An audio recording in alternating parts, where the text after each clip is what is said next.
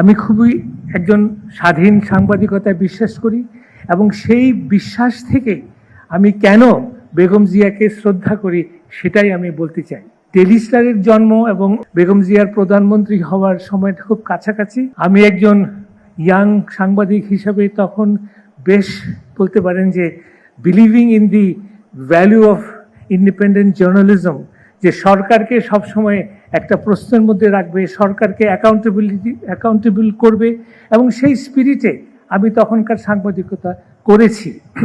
এবং আমার সৌভাগ্য যে একাধিকবার প্রধানমন্ত্রী খালেদা জিয়ার সঙ্গে আমার দেখা হয়েছে এবং উনি আমাদের এই স্বাধীন সাংবাদিকতাকে যে কত মনে প্রাণে শ্রদ্ধা করতেন এবং her sense of tolerance, her sense of accepting diverse views, her capacity to accept criticism, আমি স্বাধীন সাংবাদিক হিসাবে আমার মন জয় করেছে, আমার মনে ওনার গভীর শ্রদ্ধার জায়গা করে দিয়েছে।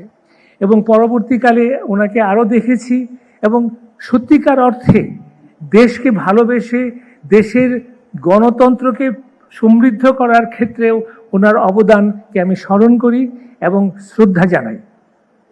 সর্বশেষে আমি যে ব্যাপারটাকে নিয়ে সত্যি সত্যি ওনাকে শ্রদ্ধা জানাতে চাই সেটা হচ্ছে যে উনি যখন ক্ষমতাচ্যুত ক্ষমতা থেকে সরে গেলেন এবং যখন ওই সরকার তার বিরুদ্ধে তাকে অপমান, তাকে নিষ্পেষণ, তাকে জেলে ঢোকানো এত কিছু করল এবং সেখানে 2 বছর উনি ছিলেন, সলিটারি কনফাইনমেন্টে ছিলেন, উনি 4.5 বছর উনি হাউস অ্যারেস্ট ছিলেন এবং সেখানে যেটা সবচেয়ে বেশি হৃদয় বিদারক সেটা হচ্ছে যে ওনার চিকিৎসা করতে দেওয়া হয়নি এবং সেটার প্রমাণ আমরা শুনলাম একটু আগে।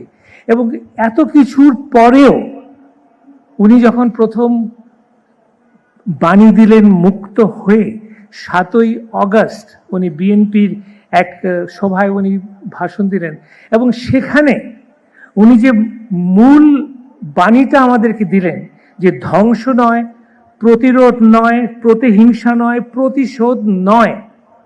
উনি কিন্তু ইজিলি বলতে পারতেন যে আমি প্রতিশোধ চাই না, কিন্তু আমি ন্যায় বিচার চাই আমার বিরুদ্ধে যা করা হয়েছে, এটাও উনি বললেন না।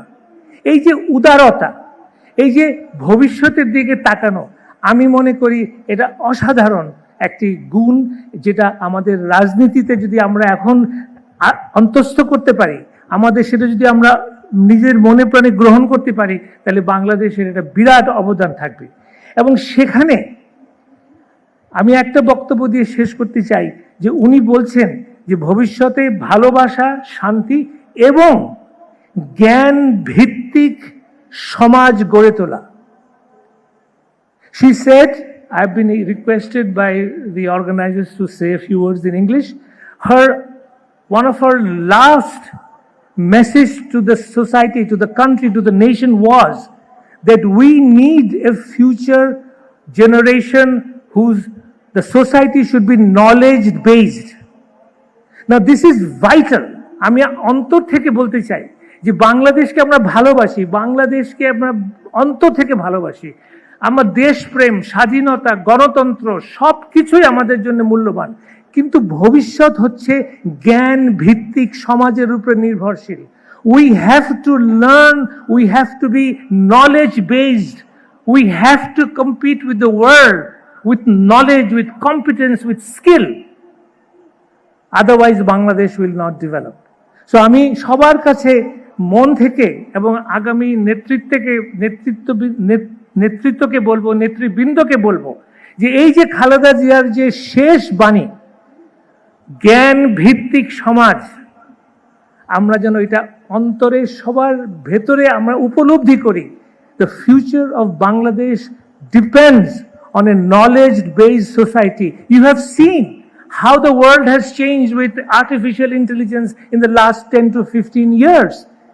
So much is transforming, and it is based on knowledge, on skill, on competence, and that is where we have to go for the future of Bangladesh. Thank you.